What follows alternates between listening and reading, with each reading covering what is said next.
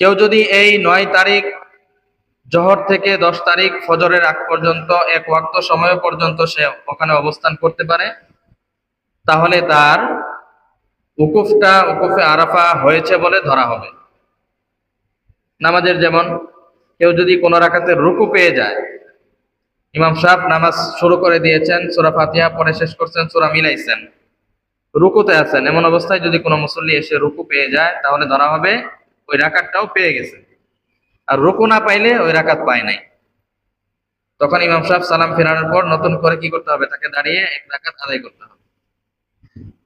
তো উকুফে আরাফার ক্ষেত্রেও যেহেতু এটা ফরজ, তো এই ক্ষেত্রেও একটা অপশন রাখা হয়েছে যে 9 তারিখ জোহর থেকে 10 জিলহজ ফজর পর্যন্ত এক ওয়াক্ত সময়ে যদি সে অবস্থান করে আরাফার ময়দানে তাহলে তার হজ সম্পূর্ণ হবে।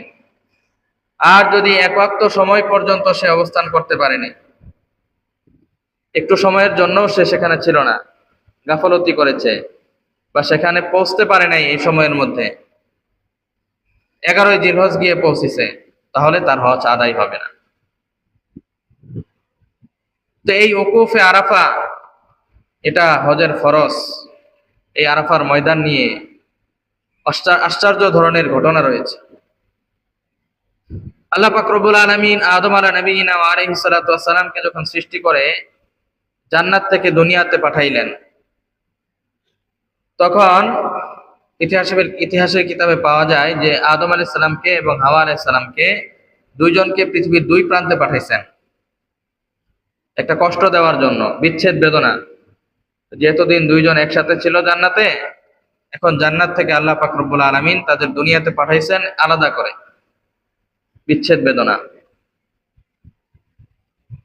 তো যারা প্রকৃতপক্ষে আল্লাহর প্রেমে পাগল, আল্লাহর আশেক যারা হতে পেরেছে, দুনিয়ার কোনো মাখলুকাতের আশেক না, দুনিয়ার কোনো নারীর আশেক না, আল্লাহর প্রেমে যারা মগ্ন, যারা আশেক, তাদেরও এই দুনিয়াটা আর আল্লাহর মাঝে যে বিচ্ছেদটা, এই বিচ্ছেদটা তারা কাজে লাগায়।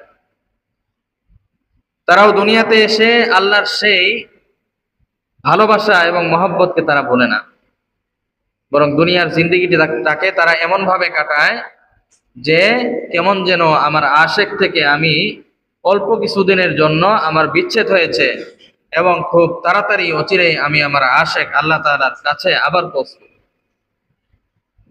তো দুনিয়াতে এভাবেই চলা উচিত। দুনিয়াটা হলো বিচ্ছেদ, আল্লাহ তাআলার পক্ষ থেকে আমাদেরকে বিচ্ছেদ বেদনার জন্য দুনিয়াতে পাঠানো হয়েছে, আবার আল্লাহর কাছে ফিরে যেতে হবে।